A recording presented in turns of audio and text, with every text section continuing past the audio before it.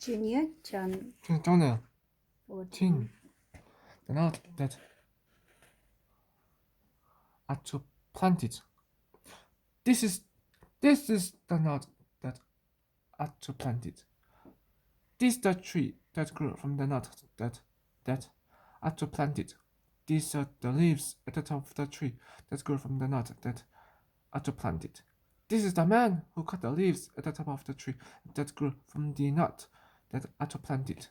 This is the woman who thanked the man for cutting the leaves at the top of the tree that grew from the knot that are to plant it.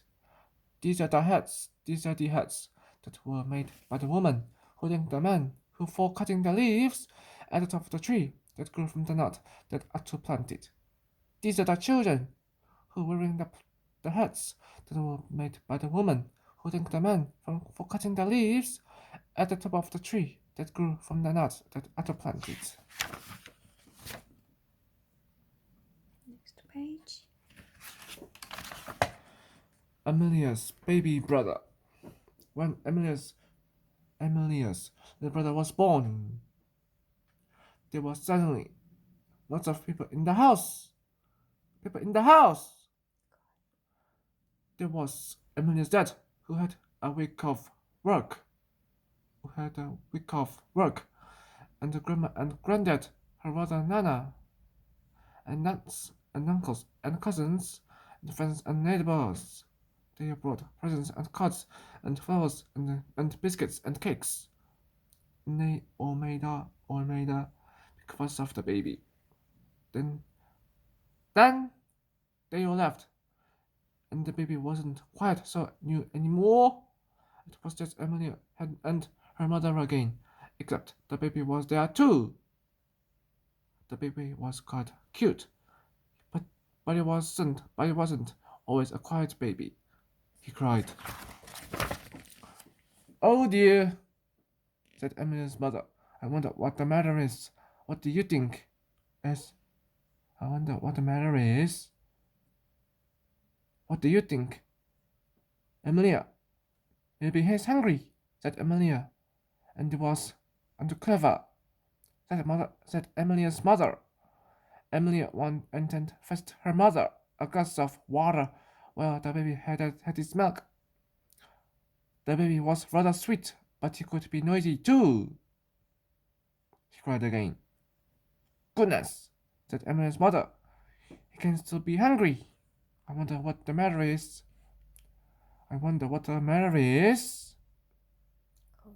I think the baby needs a new nappy," said Emilia. "And he did. And too clever," said Emilia's mother. Emilia went and got a clean nappy and the pin to fasten it with.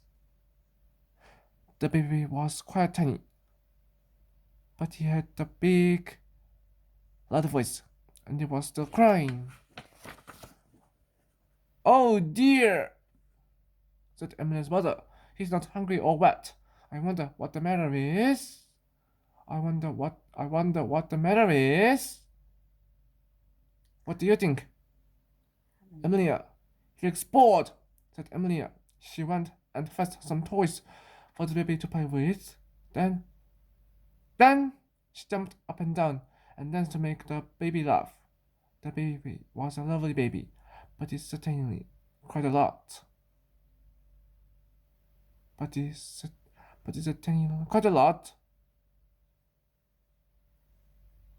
"Oh dear," said Emily's mother.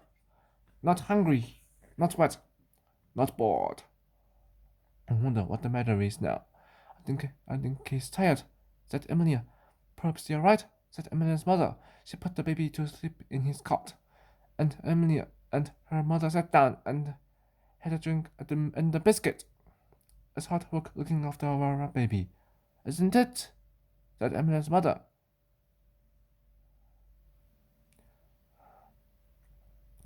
"Yes," said Emilia. "But when he's not hungry or wet or bored or tired, he's a lovely little baby." The next page. Thank you. Rosie, the railway dog. Rosie lives across the road from the railway station. She is an old dog and likes to sleep most of the day in the sun. But just before 10 o'clock, Rosie wakes up. She crosses the road to the railway station and waits on the platform. She likes to meet people as they come off the morning train. She gets lots of pets, and sometimes people want to take her photograph. Rosie has been going to the station twice a day for about 12 years. So, everyone they knows her. Hello, Rosie, they say. And Rosie wags her tail. All the time she is looking for Helen, who works in the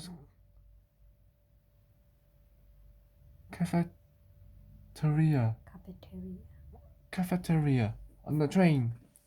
Every day, Helen gets off the train with a pie in a dish for Rosie.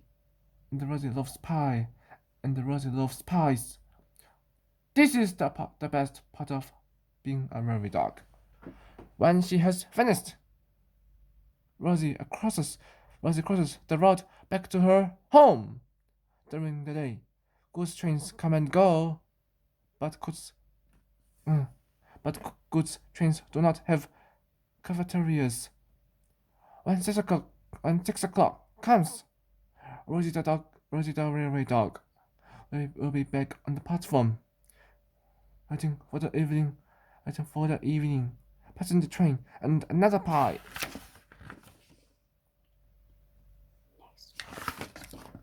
Baking time. Mom and Dad and the little kids were away for the day. Chris was milking the cows by himself. When the milking machine, ooh la la, and the radio. Chris put the milking cups on the and clover. When the machine, the milk went to the cups, along the hose and into the bucket. Fresh, frothy, warm milk for the cows, milk for the pigs, and the milk for the family. When Chris finished milking Dizzy and Clover, he let them out into the paddock. He gave some milk to the first lot of hungry, mooing calves. Then he put the milking cups on Kitty and Mildred. Chippa. And the machine. Ooby dooby on the radio. Suddenly, the radio stopped. The milking machine stopped. The milking cups fell with a clatter to the floor.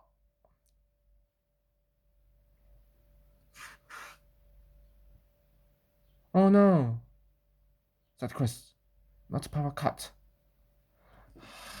Chris knew the cows would be sore and uncomfortable if they weren't milked, and there would be no milk for the rest of the calves, no milk for the pigs, and no milk for the family. Somehow, the cows had to be milked. What did people do before milking machines were invented? Chris thought of old Mrs. Long on the farm up the road. She might know what to do. Mrs. Long came in her truck. When I was a girl, we milked all our cows by hand, she said. She showed Chris how to do it. Squeeze like this with your fingers. When the milk into her bucket, Chris tried, but nothing happened. Keep trying, said Mrs. Long. When the milk into her bucket, Chris tried again, and the thin stream of milk came out. So Mrs. Long was milking the last cow, but Chris was still making Kate.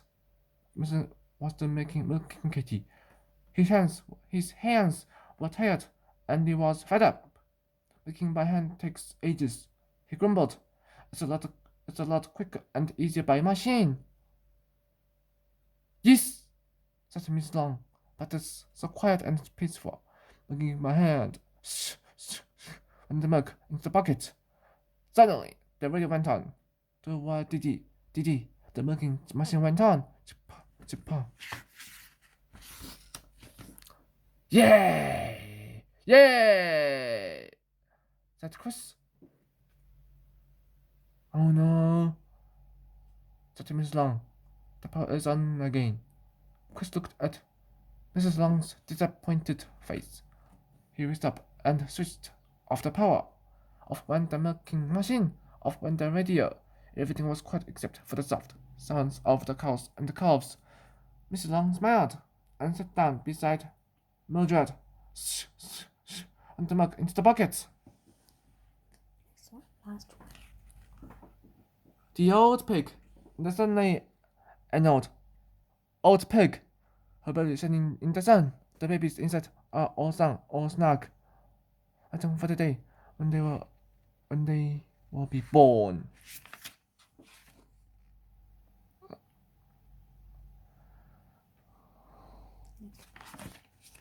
The balloon ride. I had a balloon ride. It's an excellent birthday present. That Imagine. Okay, everybody ready? Ask the pilot. 3, 2, 1. Blast off! Yelled Paul. Away we go. Whoosh! The flames shot up into the balloon's belly. And slowly, they rose into the air. They floated up and along. High above the houses and the trees, everything got smaller. The sheep and the farms were like little white dots. And then a tiny car truck zoomed along a dusty farm road. The breeze carried the balloon along. Birds flew by. Looking at this strange creature. Whoosh! Went the flame. And off for the birds. Looks like some stormy weather coming. Said the pilot. I think we should land now.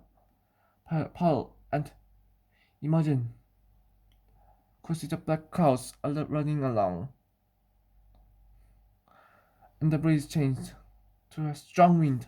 The balloon was racing now, and the ground was beating beneath them. Get ready for a bump, said the pilot. Paul and Imogen held on tight as they landed. Crash! The pilot pulled the rope to let the hot air out of the balloon. Then the basket tipped over, and the balloon sank to the ground. The children and the pilot were underneath. It was like being inside a big rainbow. The pilot had a look outside. Here comes the rain, he said. We can stay dry under the balloon. The truck will come and get us soon. Imogen and Paul unpacked the post-picnic lunch, and they were sat inside the rainbow tent, singing Happy Birthday, Happy Birthday, and eating cake while the rain poured down.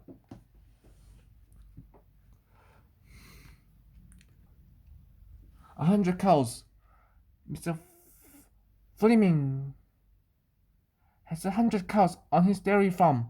Every morning and every evening, he brings them into the shed to be milked. He turns on the machine and puts the milking cups on the cows.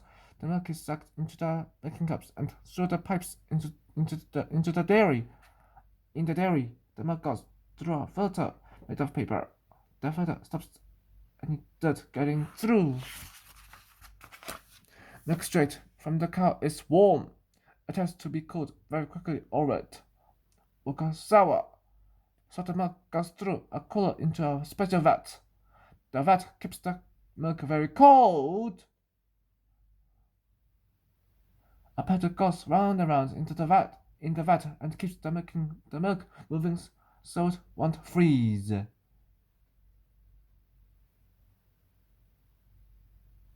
Mr. Fleming's cows give about 1,500 liters of milk a day. If the paddle stopped, he would have a 1,500 liter ice block. Every second day, the tanker comes to pick up the milk. The first thing the driver does is sniff the milk. If it's sour, or if the cows have been eating turnips, the milk will smell funny. Then the driver won't take it away. But it smells good. The driver takes a sample of it to give to the laboratory for testing. He puts a hose onto the vat and turns on his pump. The milk is sucked into the tanker. Soon it will be on its way to the dairy factory. Mr. Fleming cleans the milking machine and hoses down the shed, ready for the next milking.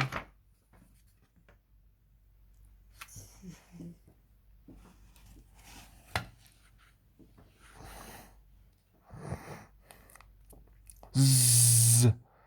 When I was in bed, I looked at the pictures on the wall. I could hear my dad going. Zzz. And I couldn't get to sleep.